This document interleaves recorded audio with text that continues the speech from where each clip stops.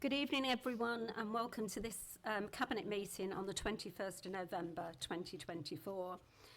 Just to remind members that the meeting is being recorded and will be uploaded to YouTube. I've got apologies from Councillor Daniels and Councillor Foster. Do I have any other apologies? Nobody else left. Thank you. So item 2 then is the minutes of the previous meeting. This is the meeting held on the 31st of October 2024. They're here for approval. Are there any matters, or we're just moving? Move as seconder. Thank you, Nova. All those in favour? Thank you. Item 3 then, declarations of interest. Are there any declarations to be declared? Yes. Item 4, question time. We haven't had any questions given to us, and we haven't had any matters referred to the Cabinet from the overview and scrutiny committees. So item 6 is the draft base budget forecast 2025-26 to 2029-30.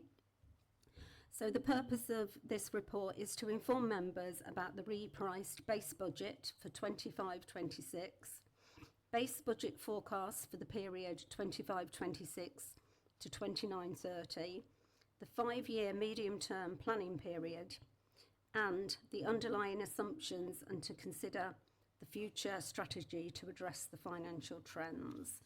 Does anyone have any questions? Everyone's happy with that? Right, I will read out the recommendations. 1. The technical adjustments and repriced base budget figures for 25-26 and indicative budgets to 29-30 be approved as attached to Appendix B, C, D, E, F, G and H. Number 2, consideration be given to the proposed policy changes and capital programmes as detailed within the report. 3, consideration be given to the planned changes to council tax and housing rent for 25-26 as detailed within the report. And 4, in compliance with the constitution of the council, note that the leaders' budget workshop considered the budget proposals contained within the report on the 18th of November 2024. Do I have a mover? Move on block. And a seconder? All those in favour? Thank you.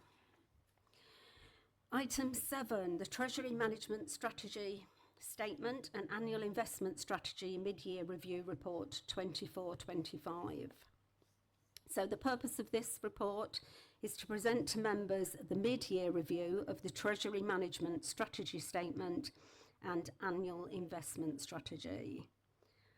Are there any questions from anyone?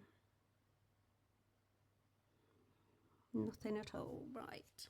So the recommendation is that Council be requested to approve the Treasury Management Strategy Statement and Annual Investment Strategy Mid-Year Review Report 24-25.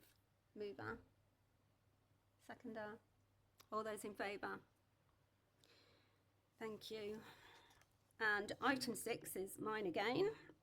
Local Council Tax Reduction Scheme 25-26. And the purpose of this report is to recommend that Cabinet and Council approves the Council Tax Reduction Scheme from the 1st of April 2025. Do we have any questions on this?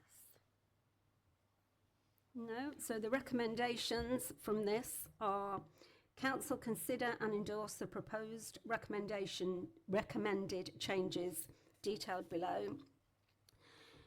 The continuation of the income banded grid scheme for working age applicants to reduce the administrative burden placed on the Council by the introduction of universal credit and to increase the overall level of support for the lowest income families. And should material amendments be required to the scheme, Cabinet authorise the Chief Executive, Executive Director Finance, in consultation with the Leader of the Council, to make such required amendments as necessary. Do I have a mover? Lewis, and a seconder. Nova. Thank you. All those in favour? Thank you. Equality and diversity strategy. So the purpose of this report is to provide an updated equality and diversity strategy which gives assurance that Tamworth Borough Council is committed to equality and diversity both within the organisation and in the service it delivers to the borough. The council will also remain compliant with the public sector duty. Can I ask that you can give us a little bit of an update on that, please? Okay, so this is a new policy that will commence on the 1st of January 2025 for 4 years. It's a wholesale review of the existing policy, so there's a number of changes which I'll take you through. So the first key change is the way that the action plan has been formatted. So it is following the Local Government Association Equalities Framework. So there's 4 areas of the action plan, and underneath that is priorities and actions. So it's understanding and working with communities, it's leadership, partnership and organisational commitment, responsive services and customer care, and diverse and engaged workforce. So that's the one major change in how we're doing our action plan and our priorities. It also brings the equality scheme up to date because equality and diversity evolve, so there are some new things within the strategy. So some of the key things that has changed, so we've brought it up to date, and people often hear of misogyny. It's very prevalent with Andrew Tate and YouTube and all of that, but we've also introduced misandry, so that is the opposite to misogyny, so it's that hatred of males. And the other new emerging theme is the concept of intersectionality. So it's how discrimination can multiply if you've got discrimination on more than one protected characteristic. So an example could be an Asian female who's gay, and it's about how that expands in terms of how people are discriminated against. So that's some of the key changes. And then as you move further into the strategy, it covers equality, it covers equity and what the difference is. We look at some of the statistics for our staffing profile and compare that against the community that we serve. So that is something that we report on every time we update the strategy. It captures some of the good work that we've done in the last couple of years to support the equality and diversity agenda, and then towards the end of the document we then go into those 4 themes, the priorities and the actions that will flow from it. It's a document that we'll report on an annual basis, and there are some recommendations within the document that will have an equality steering group that is really going to hold the organisation to account, because it's not something that HR or Anissa Goodwin as part of ED organisation, it's something that the whole organisation will do. So it's bringing equality and diversity to the fore. So that's the strategy, and then as part of that we've updated the community impact assessment. So we've renamed it and we've made it a little bit easier for staff to complete. So rather than calling it a community impact assessment, it's now changed to equality, social inclusion and health impact assessment. So it's looking at the 9 protected characteristics, but it's bringing wider things in, so health, social inequality, armed forces covenant, care, people leaving care. So it's making it wider. And the template has been simplified to make it easier for those completing it. So rather than saying, has there been an impact, it's now focusing in the mind, is it a positive impact, a negative impact, or is it a neutral impact? So that, in essence, is the key changes to the strategy. So it's whether you've got any further comments or questions. Thank you. Thank you for that, and thank you for all the work that's gone into this. I think this is one of those ones where we want it to be that live document, don't we? It's not one of those policies that goes on the shelf. This is something we've all got to live and work with all the time. So thank you for that. Are there any questions, Ben? Not a question, just a comment. I'm really glad to hear that the new rebranded community impact assessment also takes into account not just the non-protected characteristics, so we're looking at things like economic background and inequality, because whilst those things, you know, they're not in the Equalities Act yet, so really glad that's happening. Thank you. Any more questions? No. So we have a recommendation here. It is recommended that Cabinet endorse the Equality and Diversity Strategy, 25 to 28, the Action Plan and Equality, Social Inclusion and Health Impact Assessment, and recommend it to full council for the 10th of December 2024 for formal approval and publication. A mover and a seconder. All those in favour? Thank you very much. And thank you very much for all the work that you did on that. Item 10, Health and Safety Policy.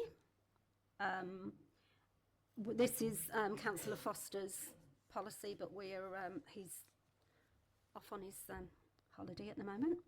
So this is to update members regarding the updated Corporate Health and Safety Policy, September 2024. The reviewed policy can be found in Appendix 1. Is there anyone here to talk to this? Yeah, thanks, Hannah. If you could play. Thank you, Chair. So if I could just update members, as stated in the report, we revised the health and safety policy. It's been approved through our corporate management team, ELT, the Health and Safety Working Group, subsequent consultation with the trade unions and the Appointment and Staffing Committee last week. And the key updates within the policy are clarification on some key roles and responsibilities of lead members, housing landlord, health and safety lead, health and safety champion, directorate health and safety champions, asset management roles and the roles of premises managers as well. So the policy is now up to date with any formal changes that we needed to make, and we are asking for Cabinet to approve this for implementation across the workforce through our Astute programme, and there'll be a subsequent training that's been put in place to support premises managers and colleagues in their role, and there will be some member training coming forward as well. Thank you. Really good, thank you for that. Are there any questions? Yeah. Again, just a comment. It's really good to see, alongside the policy, all of the things that are being implemented to usher in a safety culture. As we know, culture eats policy for breakfast, so it's really good to see. So thank you. Thank you. Any more questions?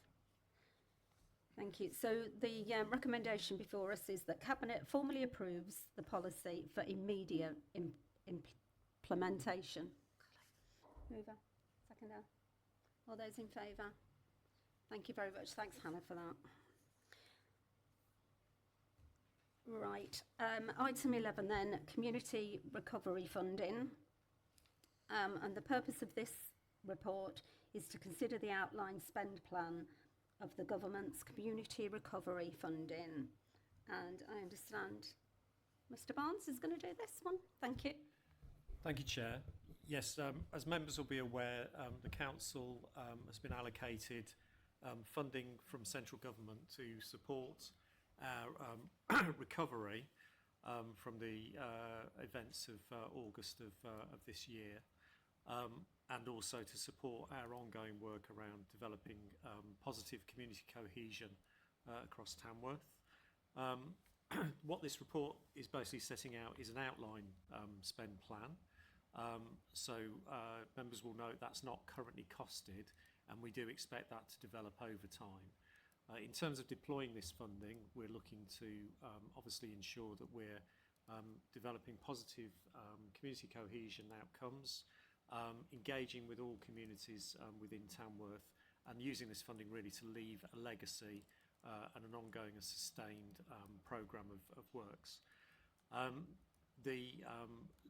What we do want to do is seek innovation, learn from the best, and also work very closely with our current third sector providers within our communities, but also draw in additional expertise and experience from elsewhere. In terms of the recommendations, we've obviously got two sort of early actions for use of the funding. The first being to fund the Belong network through a competitive process, who are starting a process of honest conversations, and also to fund Space Hive's social crowd funding programme, which will be a catalyst for a great many additional community actions, and will be it'll ensure that we get the maximum amount of funding for a number of programmes going forward. So, to work through the recommendations, first one, to endorse the funding of the Belong Network procured to undertake Honest Conversations project as part of the Community Recovery Fund. Second recommendation is to endorse the procurement of Space Hive social crowdfunding platform, for community cohesion projects as part of the Community Recovery Fund project, for the adoption of a community crowdfunding programme to distribute funds to locally led projects, seeking financial support, initially with funding for community cohesion projects. Third recommendation, endorse the outline emerging draft spend plan for the Community Recovery Fund.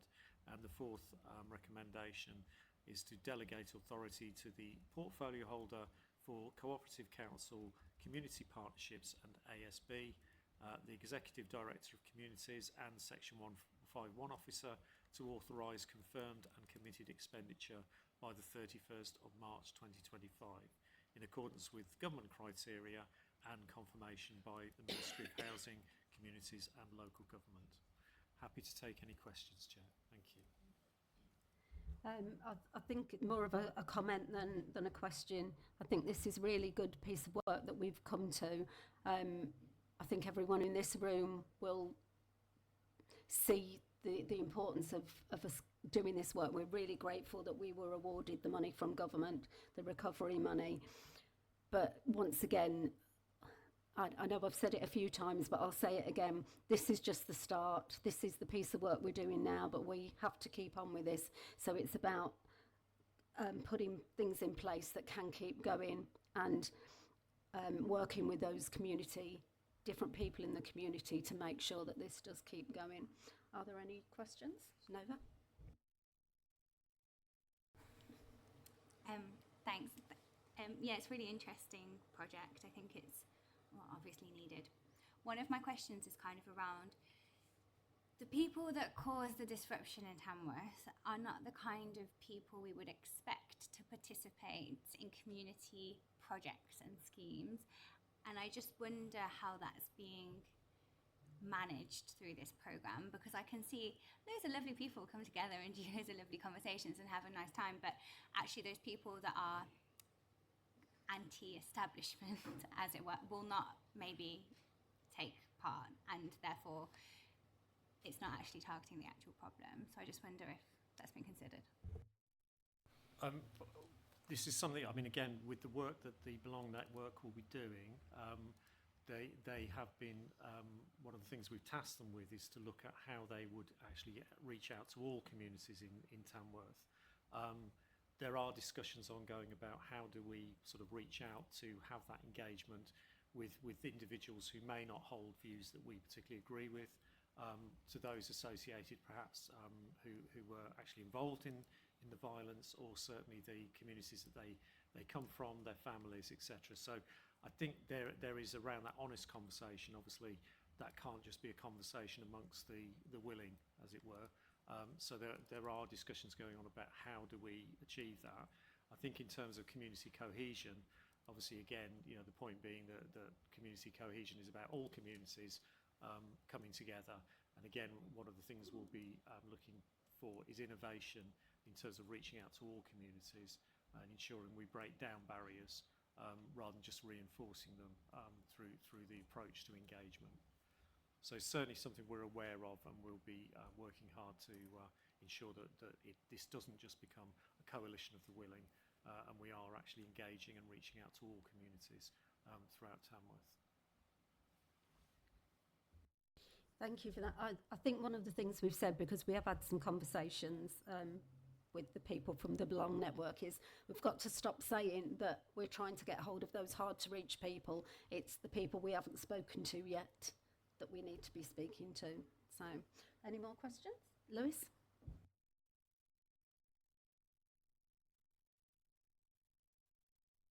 It was just around recommendation 2 and the Space Hive social crowdfunding platform.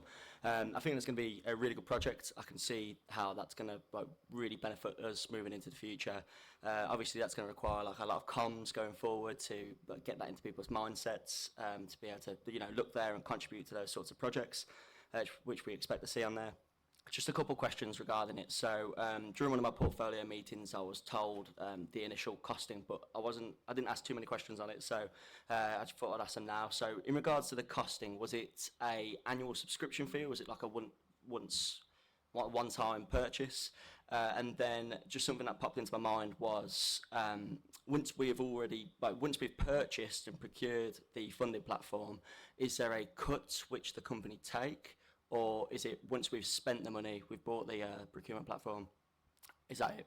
Is that the only funding I'll have? Cheers.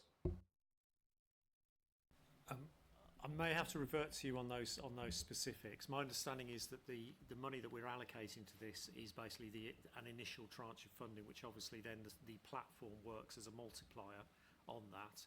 I think in terms of in the future there will be a need for us to commit additional funding or to look at reinvesting some of that funding that comes out of that multiplier, so it gathers its own momentum. In terms of the specifics around the annual fee, I'm afraid I'd have to revert to you on that one. Thank you. Any more questions? Can I have a mover then, please, and a seconder? All those in favour? Thank you. And thanks very much for all the work that's been done on this. Item 12 then, Council Housing Tenancy Management Policy. Councillor Clark. Thank you, Chair. This is the tenancy management policy, setting out our approach to offering tenancies and how we'll manage and sustain those tenancies. I'll take the report as read and just go through the recommendations, if that's okay. To approve the draft tenancy management policy set out in Appendix A and subsequent publication on the Council's website. Delegate authority to the Exec Director Communities in consultation with myself to make the final amendments to the tenancy management policy. And the third one is to approve the completion of a full review and consultation on the types of tenancies the Council grant and report back separately to Cabinet during the summer of 2025-26, which will be here before we know it. Are there any questions on this? No? Can I have a... Yeah, Tina, thank you. Not really. We debated it in full, didn't we, at corporate scrutiny earlier in the week, so, no further comment. Thank you, Chair. And thank you to corporate scrutiny for the work that they did on it in scrutinising this. So a mover, please, a seconder. All those in favour? Thank you very much. Item 13 then is the updated asset management strategy, and I'll hand over to Councillor Arkney for this one. Thank you, Carol. And thanks to Paul for writing the asset management strategy. This strategy outlines this report outlines the strategy that will guide the individual asset plans for each asset, which will be to follow. So this is the strategy that overarches everything. As we know, Tamworth Council has a good amount of assets. They all have different purposes, different uses. Because of this, it's really important that each asset is considered for the unique value it can bring to Tamworth, whether that be for serving our residents in housing, in their communities, leisure, supporting businesses, creating financial income or investment, preserving heritage, or supporting Tamworth Borough Council's operational needs. This strategy reflects this, as well as a commitment to identify where there are opportunities in our current asset portfolio, which mean that we can better service the residents of Tamworth in any of those ways listed, and that will always be in consideration of the corporate plan. So this has some recommendations. Sorry, I need to... So the recommendations... Oh, thanks. That Cabinet approves and implements the asset management strategy as at Appendix 1. 2, that Cabinet approves and implements the asset management plan as documented in Appendix 2. Cabinet approves and implements the associated acquisitions and disposal policies as at Appendix 3 and 4, and delegates authority to update and amend the asset management strategy and associated plans and policies to the Assistant Director Assets in consultation with the Asset Strategy Steering Group and the portfolio holder for infrastructure, heritage and the local economy. And I just had one thing to add to that, which was that Marion asked that we include that ward councillors are consulted on disposals in their wards. Any questions? Can I ask, do we need to formally put that on? Because that came through corporate scrutiny, didn't? Which scrutiny did it come through? Yeah, ISAG. Yeah. Oh, ISAG was it? Wasn't it? Which we obviously haven't picked up then, have we? Right. Yeah, so I think on the basis of that was a fairly simple amendment and made perfectly reasonable sense. It was actually amended into the disposals policy, so it actually now includes the ward members as a consultee. That's great, thank you.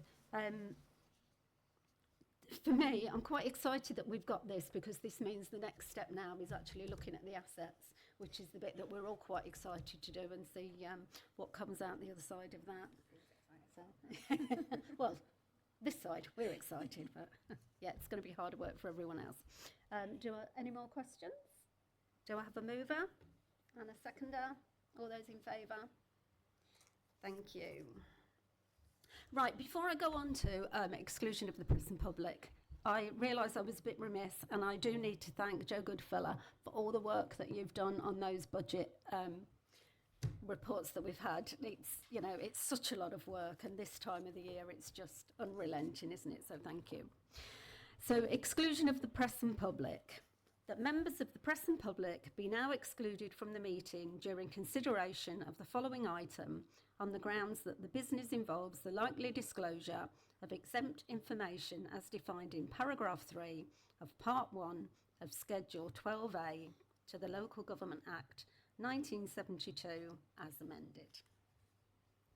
Thank you to the members of the public who are watching, and the live stream will now close.